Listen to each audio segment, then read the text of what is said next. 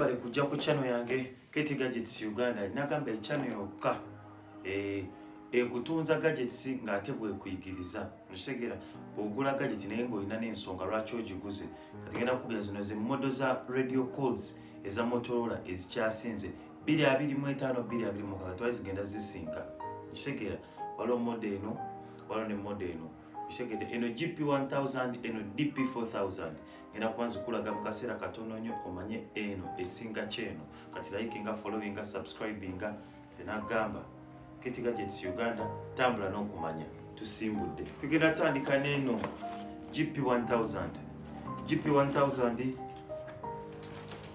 bweti bwejjira mu box bwefaanana ekitegeera bweti mu box bwekola ki bwefaanana mubeeramu bakweramu aerial mubeeramu battery yo kenyini ne bagikuwa nga bweri mugiramu charging port tekubeerako ne charger kubeerako ne belt clip yes nakanera ka trouser clip okay kale ngenda gikwasembolingira kankulage ne Dp4000 nayo bwejja okay Dp4000 naye ejja bweti nga bwogiraba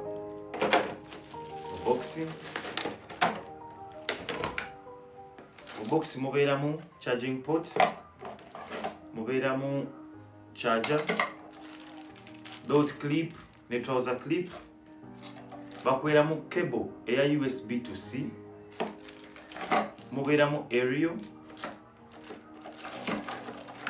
mubeeramu ne battery kale kati ngenda gikwasembolingira olabe olabe tandike ne Dp4000 olabe bwefaanana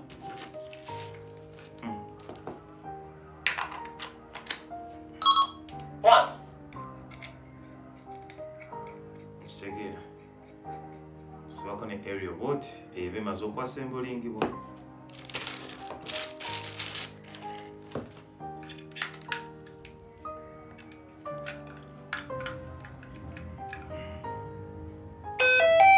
power on 3 segera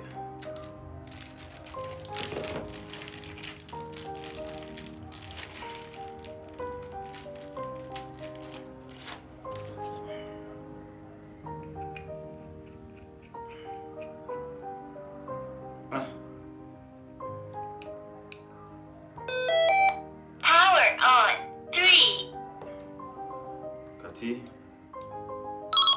1 okay kati eno ye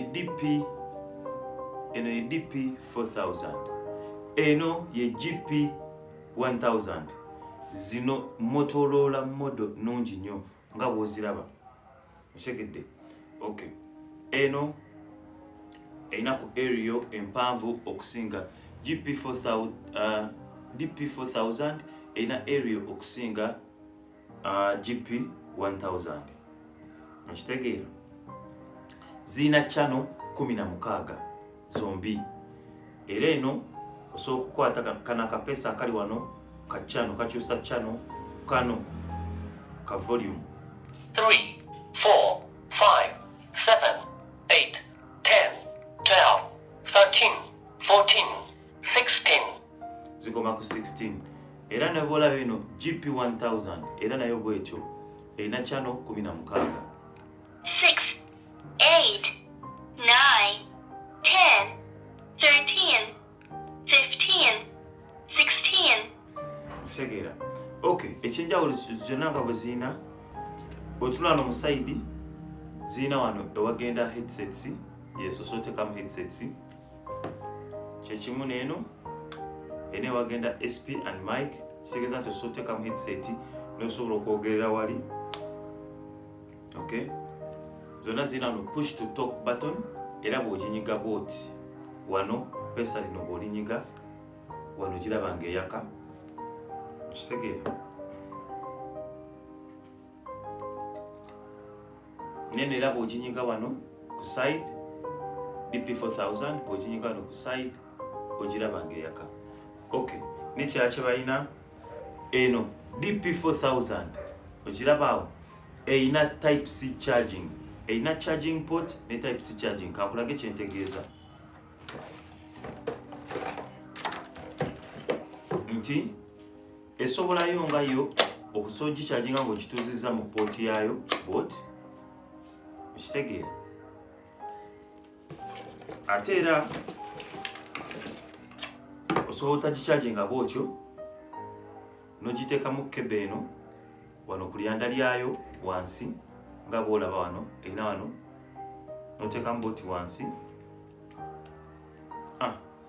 n'oteeka mu charger yo ey'essimu era n'egicharginga, which means egaba convenience. Ate ekyo yo Gp1000 tekiyina ocharging subcharging support yayo. Kakikulage ngayo bw'ogiraba ejja buzina port yayo era mwetuula oshegedde. Wansi eno terinawo option ya type C charging. So omulembe gwe tuliko type C charging abo kimanyi iPhone zonna zadda ku type C charging. Dp4000 ebejja kusinga oshegedde. Naye nga bonna they are two-way radios oshegedde. Balina channel 16, balina alarm function, eranda lyabwe wangaazi, balina CTC functions, DC functions oshegedde. Era ekirungi kyazo nti zino modo bw'oba oguze olina kugula modo emu ku emu okitegera, modo emu ku emu. Bw'ogula modo eno tekwatagana n'eno, so bw'oba okoze tiimu yo erina okubeera ne modo eno yokka. Ne bw'oba ng'osaze okugula Dp4000 era ogula Dp4000 zokka, oba osaze okugula Gp1000 era ogula Gp1000 zokka. Kati enamba kwerawo ku WhatsApp oba oyagala okubwefunira enamba kwerawo ku WhatsApp. Bwe buno bu Motorola bw'ogenda okugula tiimu yo oba oyina security company oba oyina ki oba muli mu campaign, bwe buno omuntu bw'ogenda okugula weesonyiwe ekigambo radio calls kuba buwangaazi ekimala, buli durable yadde emiwendo gya waggulumuko ne buli very durable. Ojja bukozesa emyaka n'emyaka nga tozzeemu, so obanga ofa quality na kintu kirungi, eno modo nnungi nnyo. Kale likinga, subscribinga, followinga Keti Gadgets Uganda. Ffe tukutambula n'okumanya gukola ekintu kimu. Enamba weerawo ku WhatsApp, weerawo mu description ku WhatsApp wansi wano ku video. Sindikako message tukutuuseko nawe oli e Uganda tusimbudde.